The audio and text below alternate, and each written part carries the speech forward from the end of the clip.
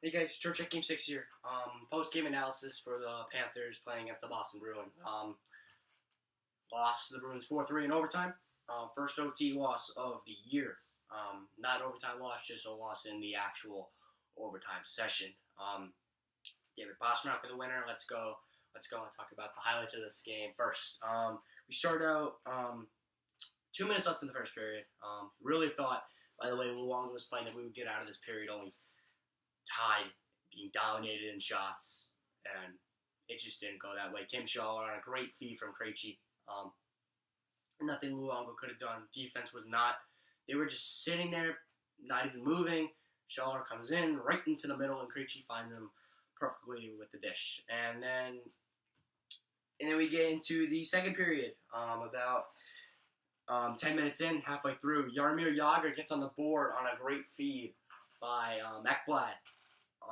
And Jagr ties it, he looks pumped, and the Panthers are tied at 1. And I'm thinking, okay, maybe we get a bounce to just get the 2-1 lead at this point. And then late in the second, David Pastrnak on a feed in front, and we're down again 2-1 this time. Really thought that at this point, I was texting with my dad, and it looked like I thought it was going to be a 4-2 final, regulation loss, because it just didn't look like we were fighting at all. It looked like a momentum killer. And then we get early into the third, not really early, but 8 minutes into the third, Alexander Barkov with a snipe, getting a pass to the Rask on the glove side. Great job by Riley Smith, finally getting on the board. That was my key to the game. I'll talk about that in a sec. And then Seaver leading it to Barkov, and Barkov putting it right over the glove of Tuukka Rask. I actually heard on the NHL Network earlier today that Rask might have an injury problem with something with his shoulder, with his glove side. I heard something, but I didn't think that was the case. It looked just like a snipe, and there was no chance of Rask. Then we get into the third period. Really thought this was just going to be another game where the Panthers would just get to overtime, tied at 3, no goals in the third again. Nothing really happening at all. But David Backes gets the tip from the shot by Ryan Spooner, and it was on a play where Matheson was behind the net trying to get the puck out. I think it was Seaver he was trying to pass to. The Bruins were pressuring. It was Spooner taking the puck away from the Panthers forward. And at the time when I was watching the game, I saw there was Demers behind the net. I'm like, Matheson, just throw it around for Demers. Demers should be communicating, and then you could just start the breakout from there. No one was near Demers if you watch that goal. And it ends up being a goal by the Bruins. We go down 3-2. And then late in the game, I thought we were just done. We had no more gas in the tank. Luongo goes to the bench. I knew that was going to happen. And then right after, with about a minute 15 left in the game, Jason Demers on a shot by Matheson, who was the fault of the third goal by Boston, throws it wide, and then Demers gets the rebound, puts it right under the left pad of Tuukka Rask, sending this game to OT. Now let's talk about this overtime goal by David Pastrnak. So the goal by Pastrnak, the pass by Boston was deflected on Bukestad's stick, and it went a little far into the Panthers zone. It was a one-on. Okay, let's stop here. It was a one-on-one between Pastrnak and Matheson.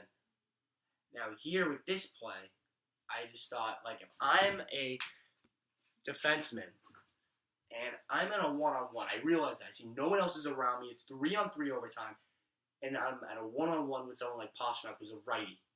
And Matheson on the play, when Pastrak's about 5 feet away from him, pretty far, decides to stick lift. And that stick lift goes nowhere. Pastrnak gets in. Nothing Luongo could do, and he puts a top shelf to end the game. I thought that if Yandle was in that situation, Yandle, if you saw, especially in the plays against the Blackhawks, when on the 2-on-1 he dove, or like he just has that sense, he would have either dove out to get the poke check, or just a nice quick poke check to take it away from Pastrnak, and then maybe a 2-on-1 the other way for the Panthers, with guys coming off the bench, because on that play it was Trocheck who was going out for a change, where we only had 2 guys who were even there on the ice. So that's how the game ended. Let's talk about the major parts of this game. I'm going to start out, not the most important thing, I'll save that for last, but just the defense. So at the beginning of the season, our problem was defense. It was very obvious, and the offense was the only thing keeping us in the standings. But Now, under Tom Rowe, the defense started to look better, and now it just went back to where it was, I think. Players are just, they're told to just go in front of the net, and that they call that coverage when they really should be looking to see where all the guys are moving to on the other team on offense. And they're not even looking to where they're coming in, what they're trying to do, and they look at, say, on that play where Shaw scored the first goal, Krejci behind the net, everyone's staring at Krejci, everyone who's standing in front of the net. You're standing in front of the net, but you have to look to see who's coming in to get the pass from Krejci and put Boston up there. So that is one of the main problems. What are we going to do at the deadline? Is anyone going to move? Are they going to do anything bad? Are we going to look bad? How are we going to look once the deadline comes here? Because we've made a lot of moves at the deadline, getting Purcell, Hoodler, Kindle, 3 moves again in that game against Columbus.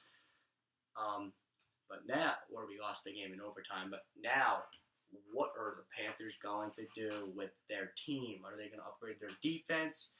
I don't know. And I just thought this was the game where that guy McElrath should really be playing. I mean, he is just a physical presence, kind of like a good Branson, where he really needs to just stick up for Luongo when we're playing a fierce, dirty Boston team.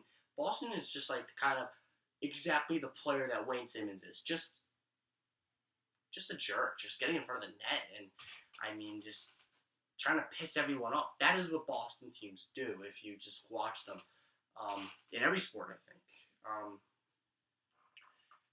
And so that's everything about that. Then we get to Marchessault. Had an update on him already. He was out for the game tonight. Very disappointed that he couldn't play. I feel like he maybe could have made an impact, but I don't think so. I'm going to get an update later. I think maybe it was a one-game thing. I'm guessing he won't play tomorrow because it's tomorrow. He doesn't get a day rest. At least he's still on the trip, but I don't think that he will play tomorrow. And then we get to the most important story of the night. Actually, we'll get there after.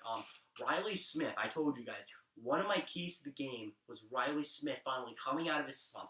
Now, in the first period, it was the same thing like it's been for the last couple games. The second and third period, Riley Smith really made his presence known. I mean, he was all over the place, making passes at the point on the power play, just doing everything he could to help the team out offensively. And even defensively, he did a great job of the penalty kill, like he usually does. But just on offense, he just looked like he was the hard-working Riley Smith that we all know and love. And I think we may have him back. Is it possible that he's going to finally be consistent the way he was last year? He had an assist on the goal by, I think it was let's see right here.